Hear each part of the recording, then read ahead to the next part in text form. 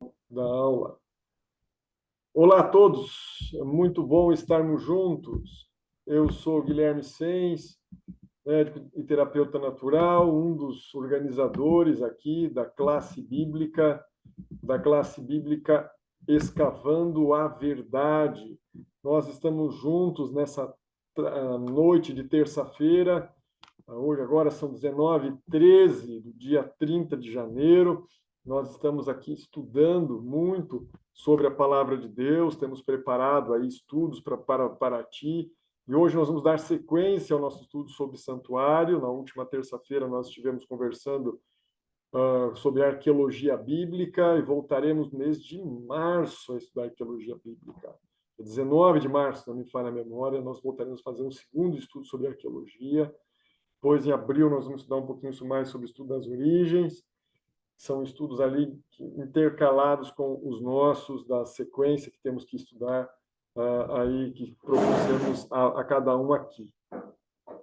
Nós vamos pedir que, por favor, você possa se concentrar, pegar a sua Bíblia, deixá-la junto contigo, bem como aí um papel, caneta para fazer as suas anotações, para depois trazer também as suas dúvidas, suas interrogações, que podem, claro, serem feitos aí pelo grupo, tá? Mas, se desejarem, podem aproveitar, em especial aqueles que estão ao vivo conosco aqui, estarem fazendo também aí para o nosso amigo Roberto Castilho, tá? Que é o nosso capelão aqui. Vamos fazer então uma oração para não iniciar porque já começamos, mas para dar sequência à atividade dessa noite.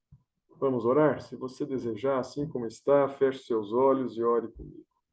Ó bondoso Deus, amado Pai, querido Senhor, nós lhe damos graças, Senhor, pelo privilégio de mais uma semana que se passou desde o último estudo, de mais um momento abrindo a tua palavra, estudando dela, para escavar profundamente, ó Pai, na tua palavra que é a verdade, os teus ensinamentos. Ensina-nos, por favor, a aprender de ti.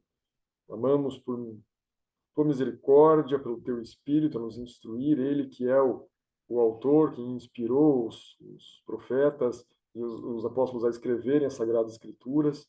Pedimos que ele nos ajude a nos dando iluminação para aprendermos o que quer nos ensinar hoje. Pedimos que seja em especial com o Roberto, mas também com cada um de nós, para aprendermos de ti.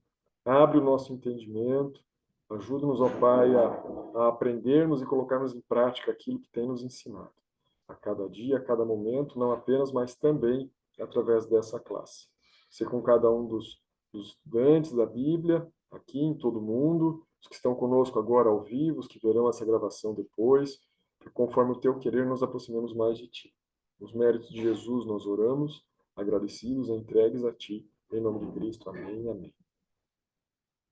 Amém, caros amigos. Roberto, te passando então aí a palavra, a voz é tua, mas certo o estudo virá com a palavra de Deus. Que Deus o abençoe, meu amigo.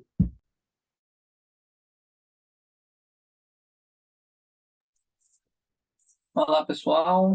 Uma alegria estar aqui novamente com vocês. Não está sendo muito fácil esse início de ano, mas, pela graça de Deus, nós vamos avançando. Bom, hoje o assunto, hoje e na próxima semana, nós vamos falar sobre o sacerdócio e os ritos. Mas não simplesmente da forma que era, mas sim da forma que é hoje. Por quê?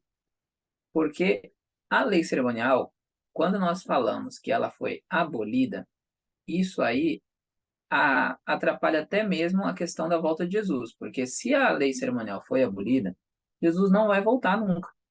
Por quê? Porque uma das festas acontece na Canaã Celestial, que é a festa dos tabernáculos.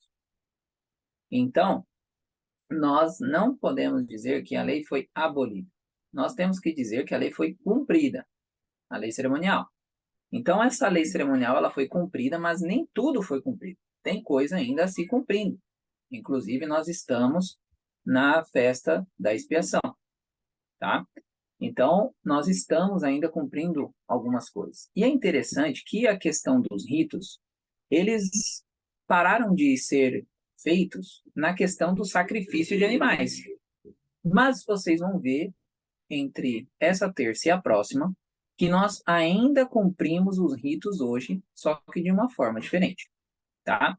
Então, a ideia é que nós entendamos o que os ritos eram naquela época e o que os ritos são hoje para cada um de nós, ok? Então, a lei cerimonial, muitas delas foram mudadas, inclusive, por exemplo, a lei a lei não, como que é, do prepúcio? Agora me fugiu o nome. Ah, o doutor deve saber. Agora me fugiu o nome da lei lá. Mas ao oitavo dia se cortava o prepúcio da criança, tá? E isso deixou, né? Circuncisão? Isso é circuncisão. Isso, obrigado, doutor. Então, a circuncisão, ele era um rito que era o batismo do Velho Testamento. Então, a pessoa, para ela se sentir, para ela ser separada para Deus, se circuncidada, ok? Agora o batismo faz isso, tá? Então, a circuncisão hoje não é necessário ser feita, mas é necessário nós se batizarmos. Estão entendendo? Então, não é que não existe mais, mas mudou alguma coisa por causa de um certo tempo que passou naquele tempo e agora são outros tempos, vamos dizer assim. Então, tem muita coisa, inclusive na Bíblia, que aconteceu isso e a gente precisa entender, tá bem? Então, 1 Coríntios 10, 11, que é o texto que nós vamos iniciar hoje na tela, que é um texto que fala, Paulo está falando ali com Coríntios, falando para eles, ó, o que aconteceu no passado vai se repetir. Então, estudem o que aconteceu, para que vocês não caiam nos erros. Então, ora, todas essas coisas lhe aconteceram como exemplos, e elas estão escritas para a nossa admoestação, sobre quem os fins dos séculos está chegando. Então, isso aqui, se vocês lerem um contexto de 1 Coríntios 10, vai falar sobre Moisés batendo na rocha, dando água para o povo, ou seja, todo aquele processo que a gente já falou na primeira aula que a gente teve aqui, né? Então, está falando sobre isso. E aí, Paulo, depois de falar sobre isso, ele diz, tudo isso foi para exemplo meu e seu.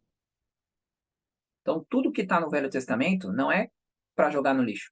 O Velho Testamento não serve mais. Como muita gente crê hoje que o Velho Testamento só não serve para nada. Não. Serve tanto que Paulo fala aqui, ó, estudem, vejam o que aconteceu no passado para que vocês possam se corrigir no futuro. E isso também leva a gente porque os fins dos séculos estão nos nossos dias. Ainda não chegou o fim do século, então nós estamos ainda vivendo o que 1 Coríntios 10, 11 está falando. Então nós temos que estudar não só o velho agora, mas o velho e o novo, ok? Bom, nós vamos aqui, a palavra santuário usada no hebraico é mishkan, que significa habitação. E o livro que mais fala sobre os ritos, sobre a questão do sacerdócio, é o livro de Levíticos.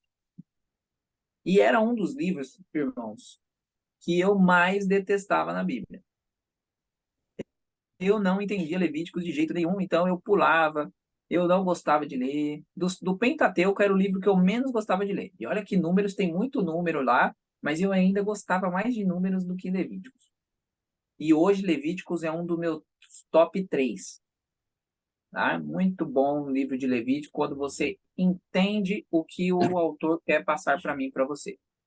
Então, eu recomendo vocês a lerem o livro de Levíticos, anotarem as suas dúvidas, pois vai ter várias, e começarem a pesquisar sobre elas. Vocês vão gostar muito do livro e vão ver que não é dúvidas nada muito absurdas, tá bem? E uma outra coisa muito importante que Deus quer com o santuário é mostrar que não só ele é santo, mas aonde ele habita também tem que ser. Então, Deus não vai habitar em qualquer lugar, irmãos. Não vai. Tá? Então, nós precisamos estar mudando a nossa vida de acordo com o que Deus quer de nós e não o que eu quero de mim mesmo. Tá bem? Então, o santuário, o livro de Levíticos e os ritos, né, os rituais do santuário, vão nos ajudar a conseguir ser santo para que Deus possa nos habitar em nós. santo, você sabe que é separado para algo. Então, não estou dizendo aqui que não vamos pecar e etc. Não, santo separado para Deus, fazer o que Deus quer que nós façamos. Amém? Uma outra coisa importante, que nós temos 3 curiosidades muito importantes no santuário. A primeira delas é que o santuário era montado sempre de costas para o nascer do sol. Tá? Então, o sol nasce aqui, o santuário era colocado aqui. Tá bom? Obviamente que em algum momento do dia, ou seja, no pôr do sol, o sol ficaria à frente do santuário. Mas o nascer do santuário, do pôr do sol, o santuário era colocado de frente. Ou seja, o pessoal entrava no santuário e o sol estava atrás do santuário. Por que isso? Porque temos que entender que o sol era um deus para muitas pessoas, mas não para os judeus. Então, os judeus não adoravam o sol. Eles adoravam o sol da justiça. Então, Deus sempre estava ali na predominância. Tá bem? Então, o sol ficava escondido pelo santuário. Tá bem? Então, esse é um primeiro ponto. O segundo ponto é que o santuário era erguido no centro do acampamento. Por quê? Porque Cristo tem que ser o centro da nossa vida. Então, assim como ele é o sol da justiça, é o preponderante, ele também é o centro da minha e da sua vida. Então, o acampamento ficava em torno, o santuário ficava no centro do acampamento. Tá bom? Vou mostrar uma foto para vocês vocês possam ver aí. Então, ó, vocês estão vendo, o santuário ele está ali, ó, entre o 1, 2, 3 e 4. Ok? Então, ali estava o santuário, bem no centro do acampamento. E o terceiro motivo é que não há um rito mais importante que outro. Roberto, o que isso tem a ver? Vou fazer algumas perguntas para vocês e vocês pensem e vocês vão ter a própria resposta. Se Jesus vem nessa terra, ele sai do céu, vem aqui, morre por mim e por você e não ressuscita, teria alguma validade a morte de Cristo? Se Jesus não ressuscita, a validade não existiria. Se Jesus ele vem, morre, ressuscita e não ascende ao céu para interceder por nós, teria alguma validade os outros dois? Não. Então, o que isso quer nos dizer? Que todos os ritos são importantes. Desde o momento em que Jesus desceu, nasceu, batizou, morreu, ressuscitou, subiu, passou do santo para o santíssimo. Tudo isso são ritos que fazem uma grande diferença. E todos eles são importantes. Então, eu não posso dizer que a vinda de Jesus, o nascimento de Jesus é mais importante que a morte na cruz, nem que a morte na cruz é mais importante que o nascimento e vice-versa. Todos são importantes. Ok? Então, essas são as 3 curiosidades que a gente já mata logo de cara. Bom, requisitos para o sacerdócio. Os requisitos para o sacerdócio vêm primeiro. O sacerdote, ele tinha que ser levita. Isso vocês conseguem ler em Levíticos 21, tá bom? Levíticos 21 vai falar sobre os requisitos para o sacerdócio. Então, precisava ser levita, precisava comprovar que vinha da linhagem de Arão, e ele não podia possuir defeito físico, ou seja, nada quebrado, nada de defeito físico, tá bom? Não estamos falando de defeitos espirituais, defeitos físicos. Então, ele tinha que ser levita, tinha que comprovar que vinha da descendência de Arão e tinha que não podia ter nenhum defeito físico. Esses 3, irmãos, são inegociáveis. Se eles não tivessem algum desses, ou tivessem um defeito físico, eles não poderiam ser sacerdote. Já os 2 embaixo, eu coloquei um asterisco, porque esses 2 não era uma regra, tá? Não deveria ser uma prática, mas tinha exceções à regra. Então, ele deveria casar com uma virgem, mas tem a lei do levirato. A lei do levirato era, por exemplo, eu tenho um irmão e a minha cunhada não dá filhos ao meu irmão e meu irmão morre. Então eu teria que assumir a minha cunhada e ter um filho com ela para a descendência do meu irmão não morrer. E isso era a lei do levirato. E os levitas não eram exceção, eles também participavam dessa lei. Então, ocasionalmente, poderia ocorrer, sim, de eles não casarem com uma virgem, porque eles teriam que assumir o, a descendência do irmão, ok? Então, por isso que eu deixei um asterisco aí, porque não era uma prática, uma regra, mas tinha exceções à regra. E a outra era também não tocar em morto, né? Porque é uma coisa, assim, que às vezes acontece, né? Às vezes você vai num funeral, às vezes você está passando, vê um animal, sei lá, pode ter uma N coisas que podem acontecer. Nesse caso de tocar no morto, ele não deixaria de ser sacerdote, ele só ficaria por 7 dias sem aparecer no santuário, tá? Então ele ficava 7 dias se consagrando e se limpando, tá? Do ato, tá bom? Então, se ele pega no morto, ele fica 7 dias de castigo, vamos dizer assim, tá bom? Para que vocês possam entender. Eles ficariam 7 dias sem poder ministrar no santuário, tá bom? Esses são os requisitos para o sacerdote. Então, o sacerdote tinha que ser levita, tinha que comprovar que vinha da linhagem de Arão, não podia possuir defeito físico. Ele poderia não casar com uma virgem, dependendo da lei do levirato, mas necessariamente seria interessante ele sempre casar com uma virgem. E ele não é alguém que deve tocar em morto, mas necessariamente se tocar, só fica 7 dias sem poder ministrar, tá bom? Função do sacerdote. O sacerdote tem 3 funções cruciais. Vamos lá, então, para nosso primeiro texto de hoje, 1 Timóteo 2,5. É um texto muito conhecido, inclusive, falando sobre Jesus, que é o nosso sumo sacerdote, o homem Jesus, né? Então, 1 Timóteo. 1 Timóteo. Aqui, ó. 1 Timóteo 2,5. Abram as Bíblias de vocês. Vamos ler a palavra. 1 Timóteo 2. Estou com uma Bíblia aqui da minha mulher que olha. A Bíblia é complicada. Diz o seguinte: porque há um só Deus e um só mediador entre Deus e os homens, o homem, Cristo Jesus. Então, a primeira função de um sacerdote era mediar, tá? Era ser mediador, intercessor, tá? Então, o que esse sacerdote fazia? O pecador saía da sua casa e ele ia até o sacerdote, até o santuário. Chegando lá, o sacerdote pegava e fazia a mediação. Então, o homem não poderia entrar no santuário para falar com Deus. Então, o sacerdote fazia esse intercâmbio. Tá? Então, mediar seria isso. Eu e você não conseguimos ir até o Pai no céu. Então, Jesus hoje é o nosso sacerdote, ele é o nosso mediador. Por isso que 1 Timóteo 2,5 diz que Cristo Jesus. Ok?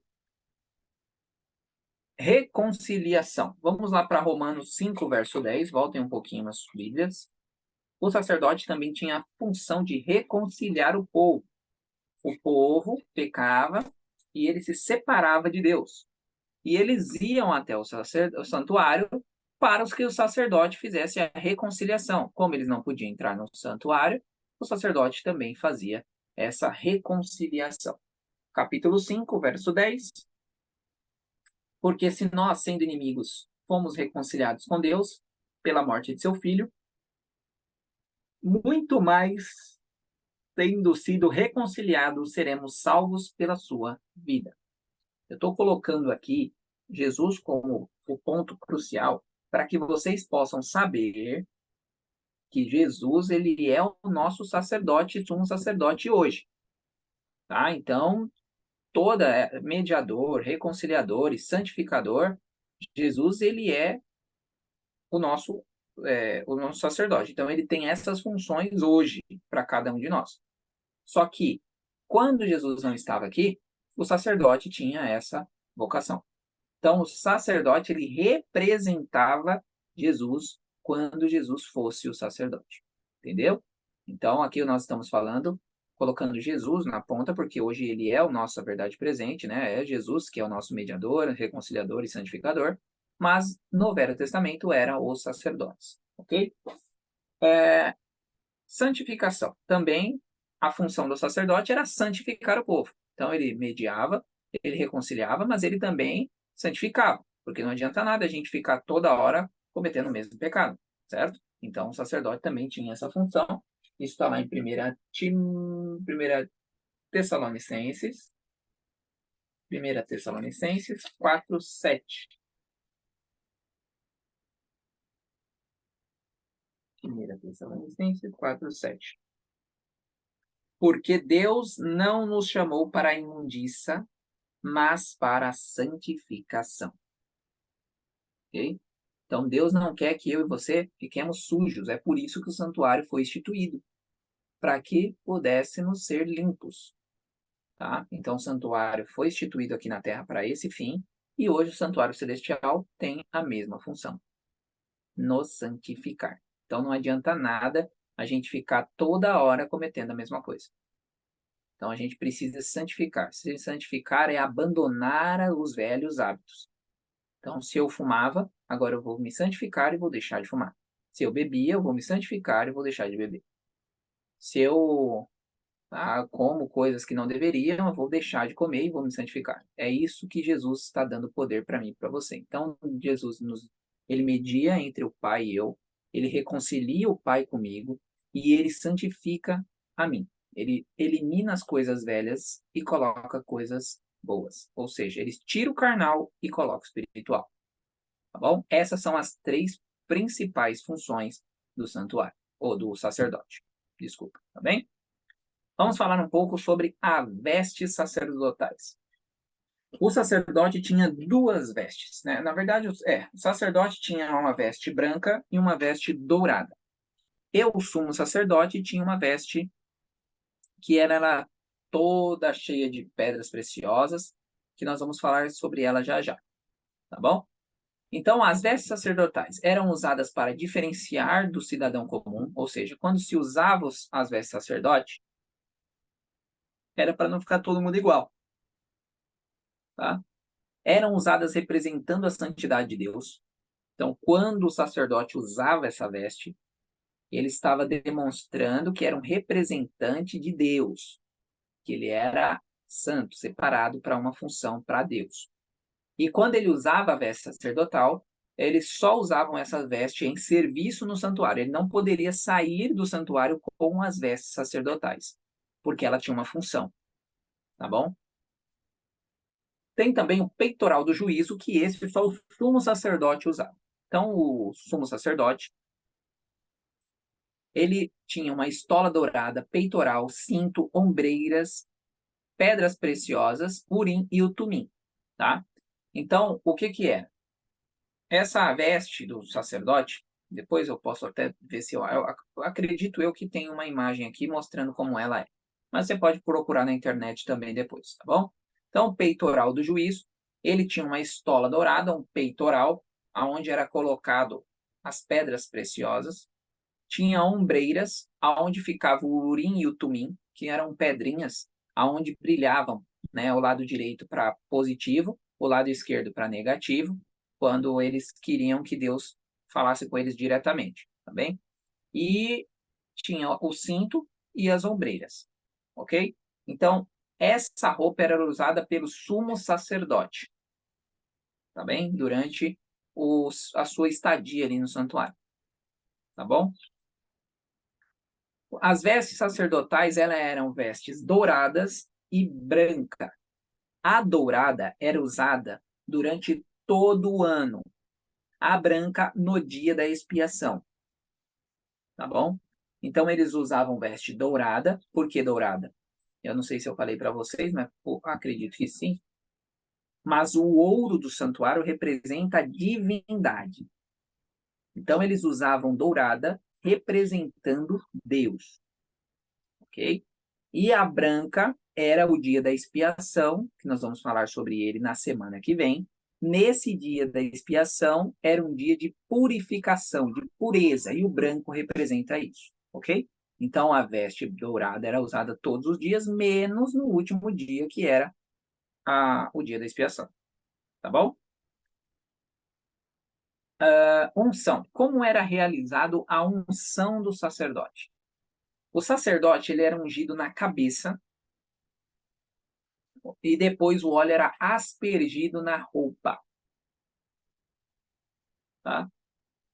Esse era o sumo sacerdote. Então, o sumo sacerdote, como Arão, seus filhos, né, quem vinha ali bem da descendência mesmo, né, ele era ungido na cabeça. Você já deve ter visto algum filme, alguma coisa onde se jogavam o óleo, tipo Davi, né? Davi, ele jogava um óleo e aí escorria toda a roupa. Essa era a unção. E depois eles pegavam óleo no dedo e aspergia por 7 vezes também no sumo sacerdote. Já o sacerdote, ele só era ungido pela aspersão. Então, ele não era jogado na cabeça dele a unção, óleo, tá? Ele só pegava no bol e aspergia por 7 vezes no sacerdote. Essas eram as diferenças. O sumo sacerdote era na cabeça e aspergido. O sacerdote era só aspergido, tá bom? Consagração de Arão. Arão, por exemplo, ele foi consagrado. Então, Moisés, como eu já falei para vocês aqui, Moisés tinha uma incumbência de representar Deus muito. Então, Moisés ele fez todo o processo que Deus fez no santuário celestial. Então, Moisés aqui, ele ungiu o santuário, ele ungiu Arão, ele consagrou Arão, lavou Arão. Então, Moisés fez todas essas coisas, tá bom? Então, ele deveria ser lavado, deveria ser vestido, então era ungido. Depois disso, né, na verdade, antes de tudo, o santuário e o móveis foram ungidos e nada foi realizado por Arão. Temos duas coisas importantes aqui. A coisa mais importante é Arão entender que ele não era ninguém, tá? Então, Deus não deixava o sacerdote fazer, porque Arão tinha que entender que ele não era nada sem Deus, tá? Então ele não se lavava, ele não se vestia, tá? A unção não era feita por ele e ele não ungiu nenhum móvel. Tudo foi feito por Moisés. Já para deixar claro para Arão que Arão não era, se a presunção não deveria chegar até Arão, tá bom? Então era a luta que Arão passaria, né? A boa parte dos sacerdotes. Imagine você sendo o bambambam, né? Quem manda e desmanda, porque o sacerdote tinha essa vocação, né?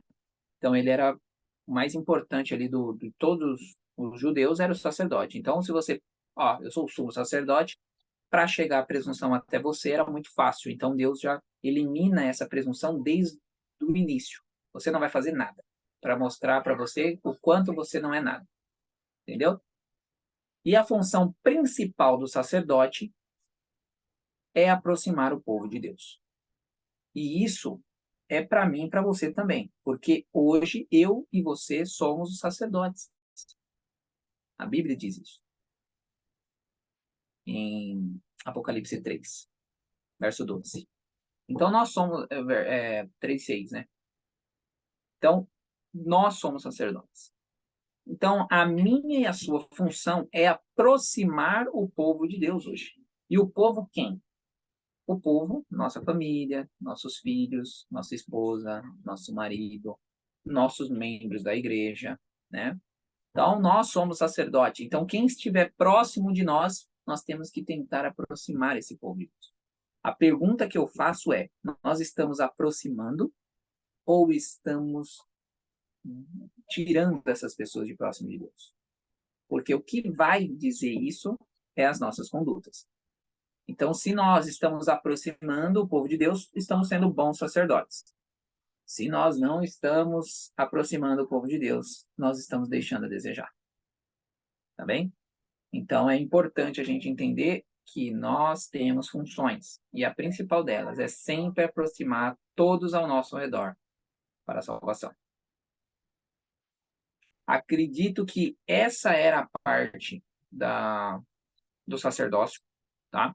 Eu vou passar aqui para vocês 2 ritos, tá bom? O rito da oferta queimada e talvez o próximo rito. E o restante dos ritos, que vai delongar um pouco mais de tempo, nós faremos semana que vem, tá bom? Então vamos lá para o primeiro rito, que era ofertas queimadas. Essas ofertas queimadas, elas eram realizadas nas manhãs e tardes. Era obrigatório, não podia ficar um dia sem isso ocorrer. Então, todos os dias, um na manhã, um na tarde, era obrigatório. Havia as voluntárias. O que seriam essas voluntárias, Roberto? Além das obrigatórias, eu poderia, em algum momento do dia, cometer um pecado. Vou lá sacrificar. E aí você pega no momento do dia e vai para o seu sacrifício. Ok? Isso era voluntárias. Elas estavam além das obrigatórias. Tá bom? O que era oferecido, tanto nas obrigatórias quanto na voluntária? Cordeiro, ovelha, novilho, rolos ou pombas. Ok? Qual era a... Ele teriam que ser macho e sem defeito de 1 ano. É importante essa questão de 1 ano, por quê? Porque não poderia ser algo que você não tinha apego. Tá? Eu não sei aqui quantos já viram uma ovelha, um cordeiro, um novilho, mas o fato é que eles são muito bem cuidados. Tá? Então, quando nasce, ele precisa de um cuidado um pouco maior. E muitas pessoas naquela época era praticamente o cachorrinho e o gato deles. Então, nascia um cordeirinho, eles já pegavam esse cordeirinho e começavam a tratar dele tipo como se fosse um cachorrinho e um gatinho. E depois ele cometia pecado. E quem pagava o pato era aquele que ele ficou cuidando. Então, era algo muito triste de se fazer. Não pense que era assim, eu tenho 1 milhão, 1 milhão aqui de cordeiro, vou pegar um cordeiro aqui e sacrificar lá no santuário. Não era assim que funcionava. Era de 1 ano, porque denotava tempo, você tinha que cuidar muito bem. Se eu não me engano, é depois de 2 anos que a ovelha praticamente se cuida sozinha. O cordeiro, a ovelha e o novilho. Então, ele tinha ali um trato muito bom, muito apegado para depois sacrificar. Porque tinha que ser algo que dava tristeza pelo pecado. Não era para ficar cometendo pecado, porque eu ia ter que sacrificar aquele coisa bonitinha que eu fiquei cuidando durante 1 ano. Entenderam? E o que simboliza essas ofertas queimadas? Simbolizava inteira consagração. Deus não quer o Roberto 99%. Ele precisa do Roberto inteiro, 100%. Então, essas ofertas eram as pessoas indo até o santuário para voltar a estar 100%. Para elas se entregarem a Deus, confessarem seu pecado, abandonarem esse pecado. Ok? Então, era realizado dessa forma.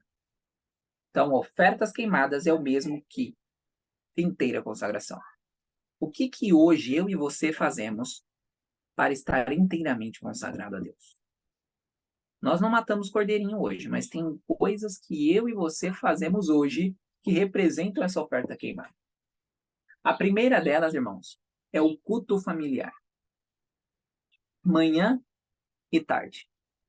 Eram obrigatórias. Olha isso, realizada nas manhãs e tardes. Obrigatórias. Então, quando eu e você reunimos nossa família e fazemos o culto da manhã e o culto da tarde, nós estamos realizando ofertas queimadas. Olha que coisa bonita. Nós estamos fazendo a função do sacerdote, colocando nossa família no altar, para que possamos entregar os nossos defeitos, nossos problemas, nosso dia, nossa noite na mão de Deus. Então, isso é muito importante. Então, se eu e você não fazemos culto familiar, não espere mais. Amanhã inicie o culto familiar. Ok? De preferência com toda a família. Uma outra coisa que é feita nas ofertas queimadas, que nós fazemos todos os dias, é os nossos cultos individuais. Ou seja, quando você está estudando a palavra, tá? Geralmente eu faço às 5 e pouco da manhã, mas quando você vai estudar a palavra, você está fazendo ofertas queimadas. Ok? Você está o quê? Se consagrando. Então, tudo que você estiver se consagrando, você está fazendo ofertas queimadas. Então, já vimos aqui, culto familiar, oferta queimada. e o meu devocional diário, oferta queimada. Ok? Então, hoje você não sacrifica cordeiro, mas você sacrifica tempo para Deus. E isso é muito mais importante. Como era realizado esse rito? Eu falei com um pastor que é judeu, adventista, pastor Sérgio, e ele me passou algumas orientações. A parte em amarelo é a parte do sacerdote. A parte branca era a parte do pecador. Geralmente, quando eu faço esse jogral na igreja, a igreja fala a parte branca e eu falo a parte amarela. Mas como não vai dar muito certo no Zoom, nós vamos aqui. Eu vou falar a parte amarela e mentalmente você fala a parte branca ou até audivelmente, ok? Então, pensem aqui. Aqui é para que vocês saibam como era realizado e eu quero que vocês se coloquem nesse momento como um judeu que está indo até o santuário porque cometeu um terrível pecado. E no final desse jogral, eu quero que vocês imaginem se isso é para ser uma festa de churrasco ou se era algo solene. Tá bem? Então vamos lá. Onde está o seu pecado? E aí vocês dizem, ó, você está chegando com o seu cordeirinho ali, ó, de 1 ano. Você cuidou 1 aninho dele. Passava a mão nele, dormia muitas vezes até com ele em casa. Olha isso. Você está lá com o seu cordeirinho. Imagine que esse cordeirinho é seu cachorrinho ou seu gatinho que você ama e você não queria que ele passasse por problemas. Então você está ali com o seu cordeirinho. E aí você chega até o sacerdote. E aí o sacerdote te pergunta: onde está o seu pecado? E você vai dizer: está no cordeirinho. Está nessa vítima inocente. E aí o sacerdote vai perguntar: mas qual é o resultado do pecado? E aí você responde: a morte. E aí o sacerdote pergunta: quem deveria morrer? E aí você responde: eu. Eu que pequei.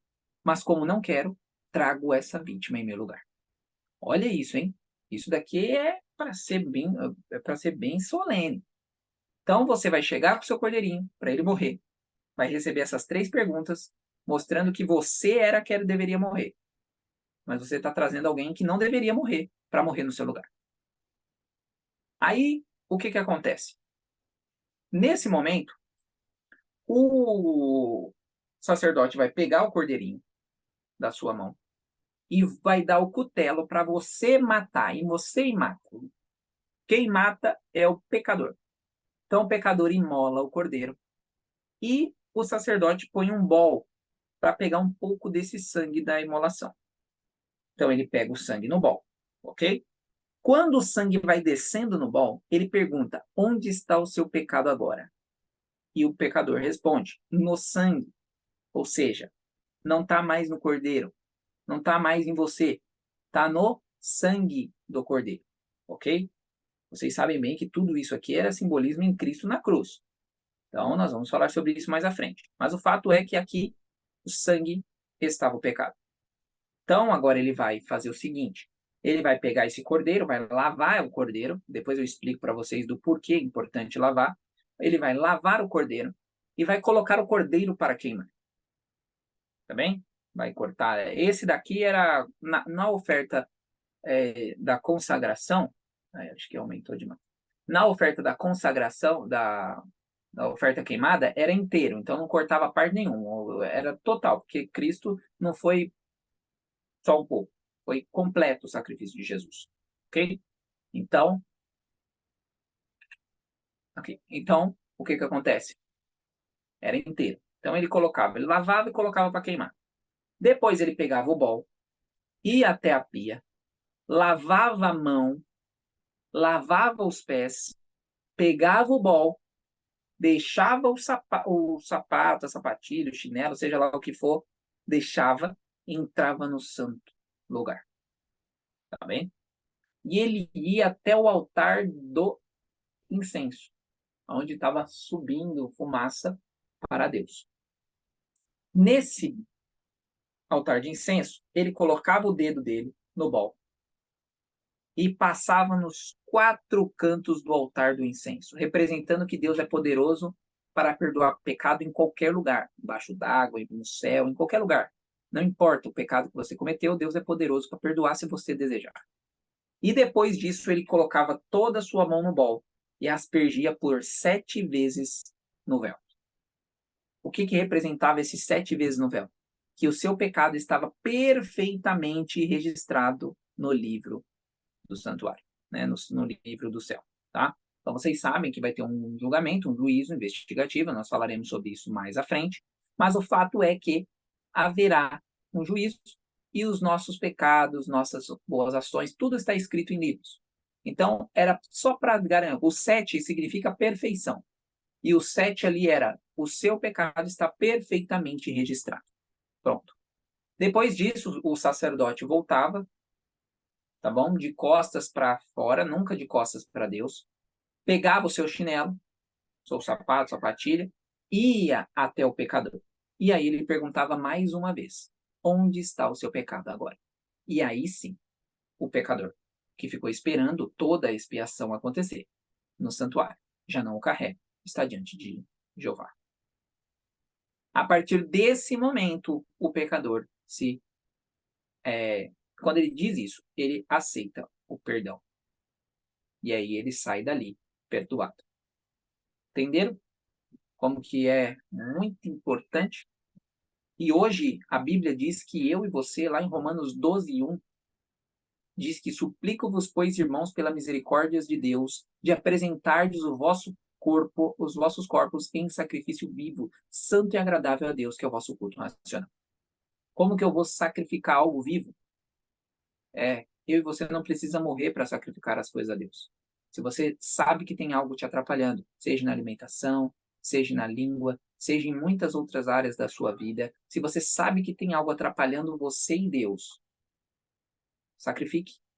Seja um sacrifício vivo. Abandone. Por isso que ele apela ao nosso racional, pois o lobo frontal é a coisa mais importante que nós temos. É a nossa mente, é a única coisa que levaremos dessa terra. É o caráter, é o que está impresso em nossa mente. Então isso é muito importante para mim e para você. E Deus está pedindo para que eu e você sejamos sacrifício vivo. Lições importantes sobre as ofertas queimadas. Primeiro, animal totalmente consumido. Então Jesus não se entregou metade, ele se entregou por inteiro. Então era totalmente consumido o cordeiro ou qualquer outra coisa, rola, pomba, tá bom? Tudo era totalmente consumido. Importância da ordem. Por que eu coloquei importância da ordem? Vocês acham que a lenha para queimar era jogada no altar do sacrifício? Era colocada empilhadinha, bonitinha, uma em cima da outra. Eles não jogavam lá, vamos jogar. Não, ela é colocada bonitinho, tinha uma ferramenta que pegava a madeira, colocava dentro, tudo organizado, bonitinho. Então, Deus gosta da ordem. Por isso que o santuário é algo incrível, porque tem uma ordem maravilhosa que vocês vão ver durante o ano, tá bom? Uma outra coisa importante é a limpeza. Lembra que eu falei para vocês? Não faz sentido você lavar algo que vai queimar, inclusive vai atrapalhar queimar se você lavar, certo? Mas por que era importante lavar? Por que era importante fazer essa lavagem? Vou colocar aqui para vocês. Por que era importante fazer essa lavagem? Vamos lá. Para o seu pecado ser expiado, para ele ser perdoado, é necessário fogo, água e sangue. O fogo representa o Espírito Santo, a água, a purificação, e o sangue, a expiação pelo pecado. Então, precisa dos 3 elementos. Você só tinha fogo e sangue, por isso que o cordeiro é lavado. O cordeiro é lavado representando a purificação do seu pecado. Você vai eliminar ele da sua vida. Olha que coisa bonita. Então é por esse motivo que se lavava o cordeiro. Por mais que não faça sentido, faz sentido porque precisamos do fogo, da água e do sangue. Se o cordeiro não era lavado, ele só teria sangue e fogo. Faltaria água. Então ele era lavado e depois queimado. Ok? Então é esse o motivo do porquê da ordem e da limpeza. Tudo maravilhoso. Então, como vocês viram aqui, a oferta queimada, na sua supremacia, ela é consagração e dedicação. Então, quando você se consagra e você se dedica, você está ofertando a oferta queimada a Deus. Então, não necessariamente você precisa matar um cordeirinho, mas você precisa se dedicar e se consagrar ao Senhor. Nós já vimos como: devocional, culto familiar, e entre outras várias coisas que vocês podem abandonar da vida de vocês, vocês também estarão fazendo isso, ok? Uma outra coisa que vocês precisam aqui entender, que nós vamos entender melhor na semana que vem, nós temos pecado por ignorância e nós temos pecado por que eu quero mesmo. A forma de expiação ela é diferente, tá bom? Quando é por ignorância, resolve-se no santuário, no pátio, no próprio altar do sacrifício. Quando é querendo, aí precisa fazer o processo que eu falei para vocês hoje. Ir lá no santo lugar, tá bom? Mas isso vocês vão ter uma noção melhor na próxima semana. Bom, acredito que pelo horário, isso, nós estamos às 8 horas. Então nós vamos encerrar por aqui, tá? Mostrando para vocês, espero que vocês tenham compreendido essa parte. Então, só um resumo rápido. Nós falamos sobre a questão do sacerdote, a importância do sacerdote, a importância do que ele faz para hoje. Vimos também que Cristo é o nosso sumo sacerdote, então tudo que era feito no Velho Testamento, hoje é feito por Cristo, tá? Foi feito e é feito, tá bem? Vimos a coisa muito importante sobre a oferta queimada, que é a oferta obrigatória, tá bom? Dos ritos ali, é a única que era obrigatória a ser realizada, ok? E vimos que tem paralelos com nós hoje, ok? Tem algo que a gente deveria fazer manhã e tarde, que deveria ser obrigatório, tá? E vimos também como a ordem e a limpeza fazem toda a diferença. E também vimos como era realizado o rito da oferta queimada, da pessoa indo até o sacerdote, ok? A semana que vem nós falaremos sobre os ritos da oferta de manjares, que tem algo que nós fazemos aqui que também é oferta de manjares. Vamos ver o rito das pacíficas, que tem algo que eu e você fazemos hoje na igreja, que é uma oferta pacífica. Vamos ver também ofertas pela culpa e ofertas pelo pecado, que são, respectivamente, pecado por ignorância e pecado de mão levantada, ok? Então, isso tudo nós veremos na próxima semana, tá bom? Que Deus abençoe a cada um de vocês. E é isso. Doutor? E aí, Beto, muito obrigado. Obrigado por estar compartilhando essa sistematização conosco, tá? Eu não sei se das pessoas que estão presentes há algum questionamento a fazer para o Roberto. Algumas pessoas não puderam ficar até o final. Temos uma nova mensagem aqui no chat. Mozart só cumprimentando, dizendo que legal. Alguém tem alguma pergunta que deseja fazer ao Roberto? Se tiver, pode ativar o microfone e ficar à vontade, meus amigos. Boa noite. Eu gostaria de fazer uma pergunta para o Roberto. A respeito, ele falou que o cordeirinho tinha que ter 1 ano, né, de idade, né? Mínimo. E quem não tinha o cordeiro, não cultivava o cordeirinho ali para poder pagar o pecado cometido, como é que era essa situação?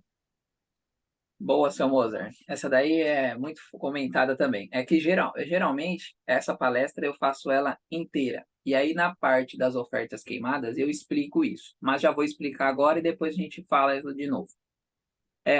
Tudo bem. Se quiser deixar para depois, não tem Não, problema. não. Eu vou deixar o senhor uma semana sem, sem resposta. Ó, seu Tudo Mozart, certo. é o seguinte, o que que acontecia? Todos nós sabemos que o povo, o ser humano, só aprende no bolso. Tá? Então é por isso que Deus já instituiu esse processo.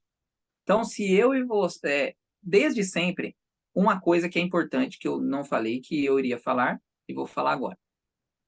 O cordeiro, ele não poderia ser doado. Ou era tirado do rebanho, ou tinha que ter uma finança. tanto cordeiro, se não fosse cordeiro, era rola e pomba. A questão da rola e pomba era para os mais pobres, e os cordeiros e etc., ali era para quem tinha mais poder aquisitivo, tá? Então ninguém ficava sem pedir perdão pelos pecados se quisesse, tá? O rola e a pomba era bem baratinho. Tudo bem que na época de Jesus o povo estava fazendo falcatrua lá, por isso que Jesus jogou tudo no chão.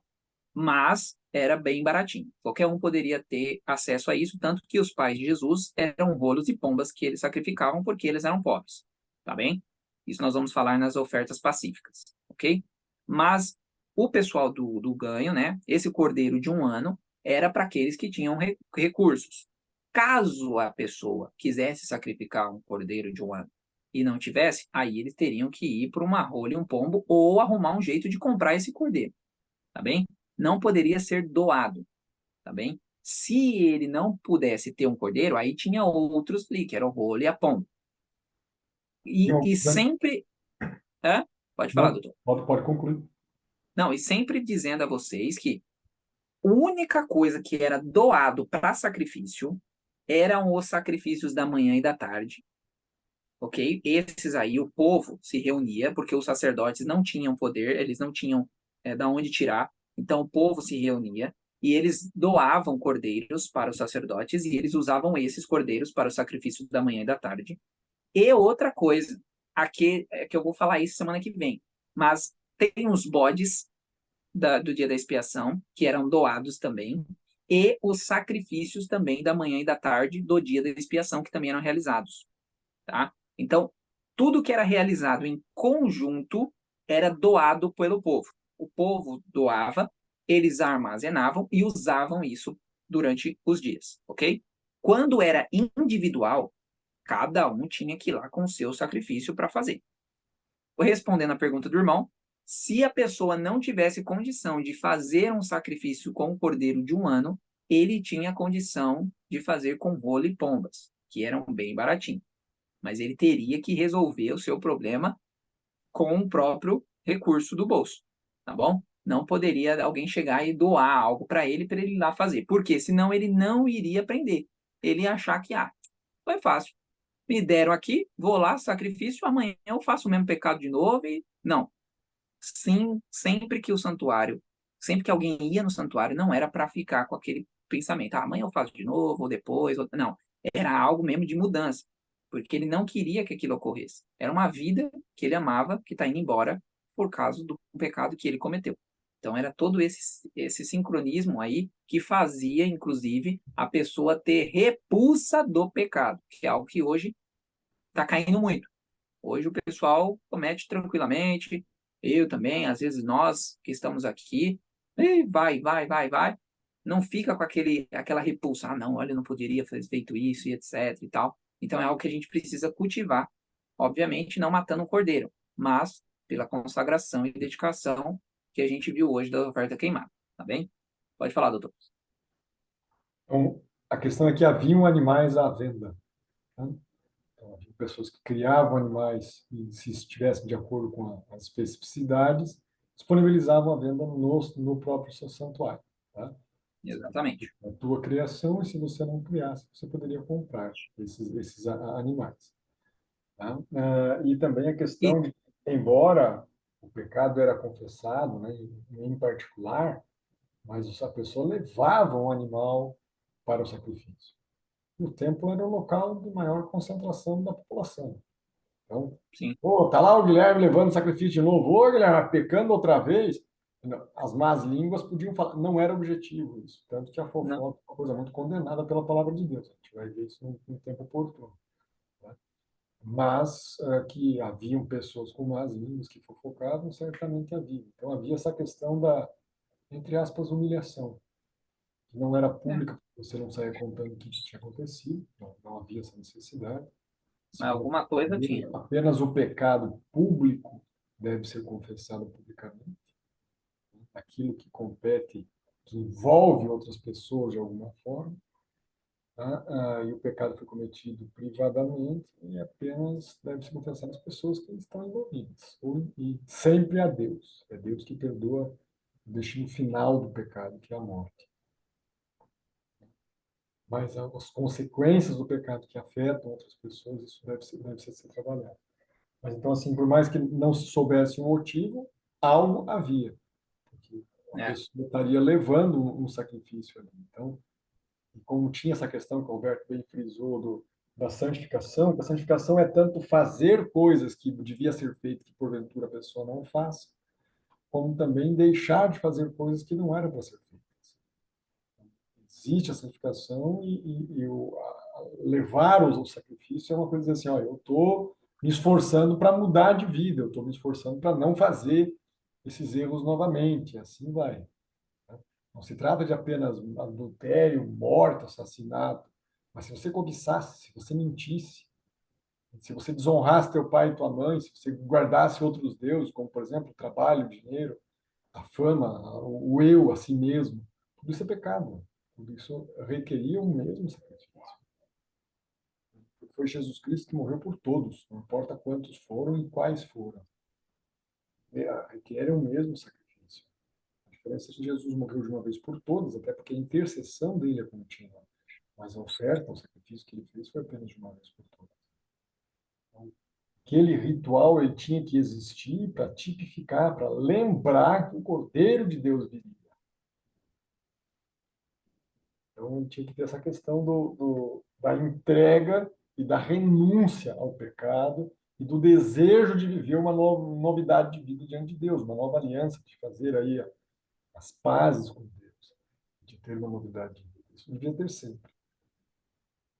E é estranho quando nós buscamos isso, mas, sabe, erramos de novo, de novo e de novo. Então, cada um era necessário um sacrifício novamente. Então, até por esse testemunho, né, as pessoas tinham um motivo para não voltar a repetir aquele ato, né?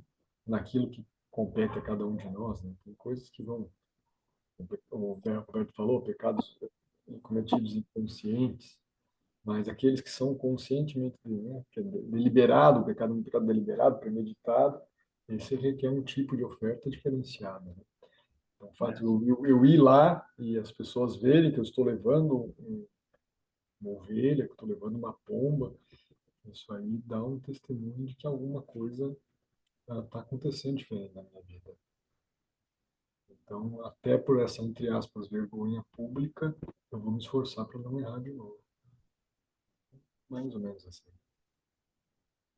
no, no quesito do que o irmão falou também, aí a gente põe quem tem o cordeirinho, a pombinha, o que for ali, ele vai, de um ano, ele vai ir pela questão emocional, né? Na questão de, ó, tem alguém pagando por algo que eu fiz e eu cuidei dele um ano, e olha, vou ter que sacrificar ele por causa de mim, certo? E já a outra pessoa que comprou, aí vai pelo bolso, entendeu? Já é mais pela questão financeira mesmo.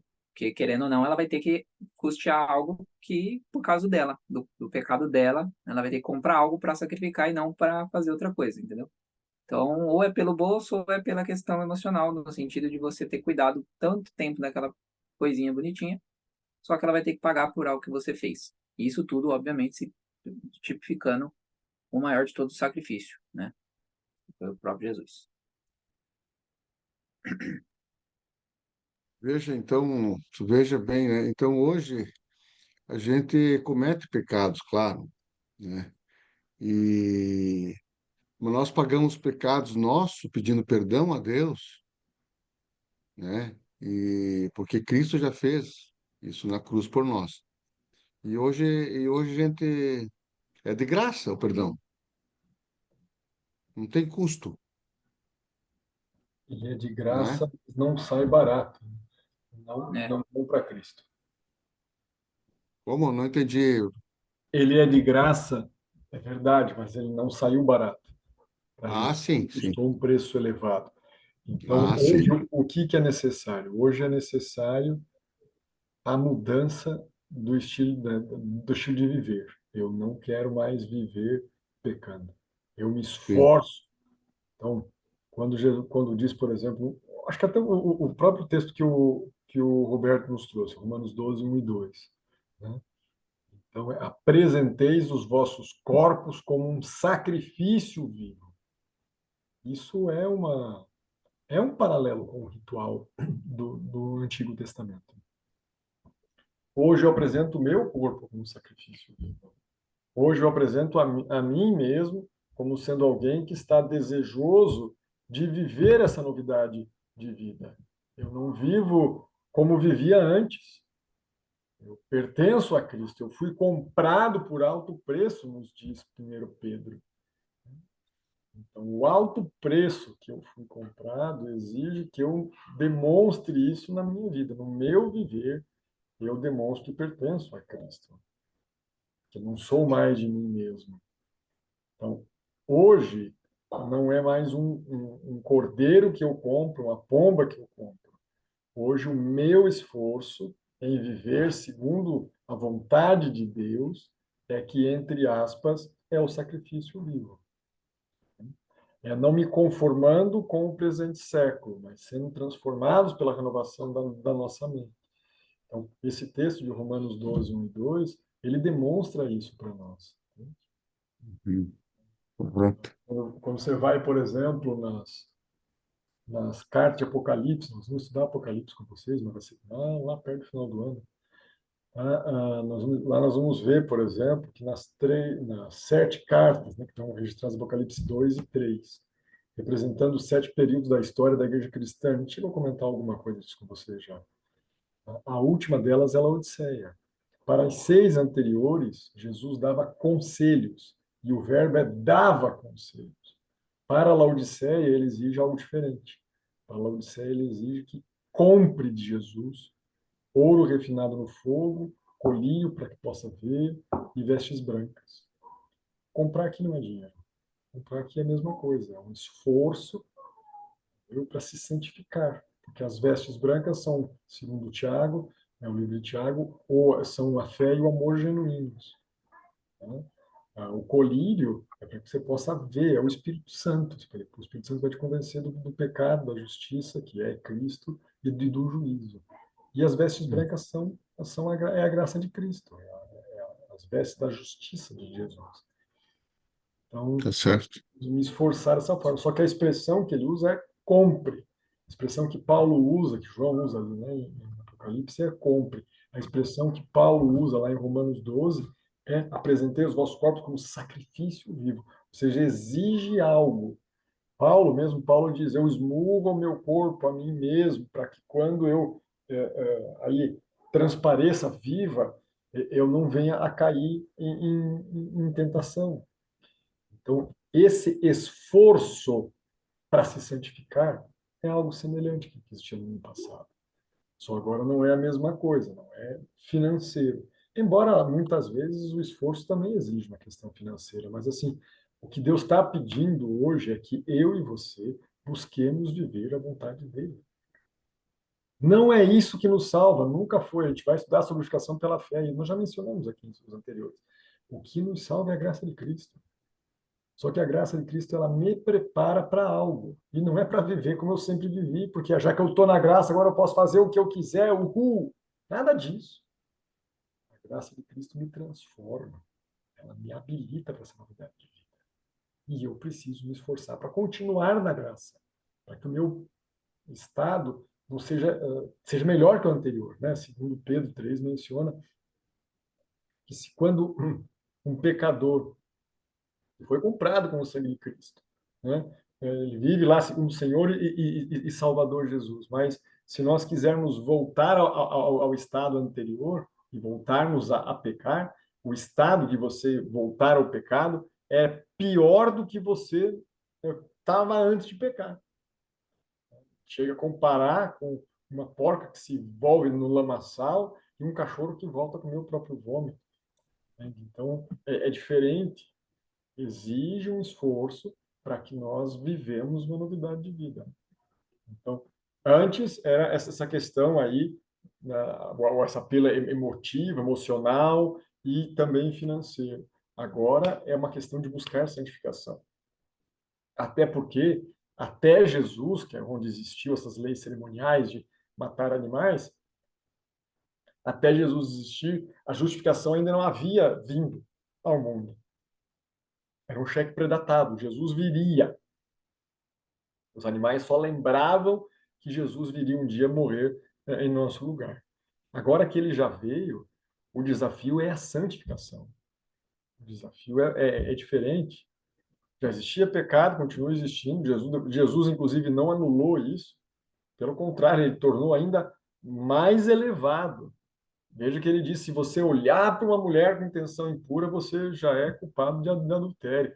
Se você chamar o teu irmão sem motivo, sem colorizar contra ele, chamar ele de raca, o tolo, você é culpado de assassinato. Quer dizer, Jesus está dizendo que começa tudo aqui, ó. Não é apenas o ato de chegar e disparar uma arma contra alguém. É você já se colorizar sem motivo, chamar. Você é culpado de assassinato. Então, às vezes, é só oportunidade que falta. Tem que entender isso. Ele não está colocando em mesmo patamar de igualdade. Deus faz, sim, hierarquia de pecados. Mas pecado é pecado. Se é um sol, 10 milhões, pequenino, um grandalhão, se ele for acariciado, o destino é o mesmo. A gente vai estudar sobre isso quando falarmos sobre o juízo lá para frente. Então, é importante que a gente entenda e nos esforcemos para viver essa novidade de vida. Então, hoje, o preço é esse. É o esforço para viver uma novidade de vida. É a santificação. A gente vai ver que o que Jesus fez na cruz foi retirar a condenação do pecado. O que Jesus fará quando ele retornar a segunda vez, ele chama de glorificação, que é transformar o corpo corruptível em incorruptível e o mortal em imortal, segundo 1 Coríntios 15, verso 51 em diante, tá? Isso é glorificação, isso é tirar a presença do pecado. E agora, na santificação, que é uma obra divina-humana, tá?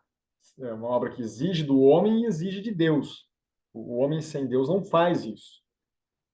E Deus também não faz pelo ser humano, porque é necessário que o ser humano demonstre em sua vida que realmente quer isso. Está retirando o poder do pecado sobre o ser humano. Então, nós precisamos unir a nossa vontade à vontade de Deus. Lembrando que é a vontade de Deus que está à frente, eu preciso me submeter à vontade de Deus. E unir o nosso esforço, que é isso que estamos falando agora, com o poder de Deus. Aí a santificação existe.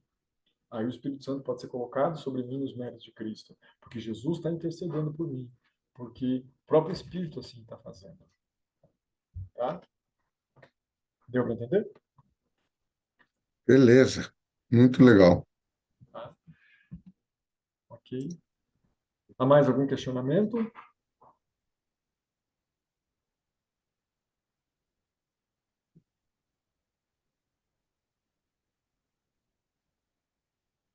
Não havendo, vamos finalizar então. Roberto, quer finalizar com uma oração para nós, meu amigo? Oremos. Querido e amado Deus, estamos agradecidos ao Senhor por mais essa oportunidade de aprendermos um pouco mais de Ti, aprender que o Senhor é um Deus Todo-Poderoso, que deixou tudo minuciosamente explicado, que nós possamos se dedicar e se consagrar totalmente a Ti, Pai. Perdoa nossos pecados, nos purifique, nos guarde, elimine o mal de cada um de nós, pois precisamos totalmente de Ti para que todas as coisas possam ser realizadas. Nós possamos, de fato, colocar Romanos 12:1 em prática em nossa vida, de sacrificar os nossos gostos, nossas coisas, que nós achamos que é bom, mas que o Senhor sabe que não é. Nós possamos sacrificar elas, eliminar de nossa vida para fazer a Tua vontade. Fique com cada uma das pessoas que estão aqui conosco, nos proteja durante essa noite com seus santos anjos e nos ajude a estarmos refletindo Teu caráter durante essa semana e durante toda a nossa vida. É isso que te pedimos e agradecemos, em nome de Jesus. Amém. Amém. Obrigado a todos, pessoal. Até a próxima semana. Deus abençoe, muito obrigado a todos. Até lá. Um abraço. Valeu, um abraço a todos. Boa noite. Um abraço a todos, boa noite, até lá. Tchau, tchau.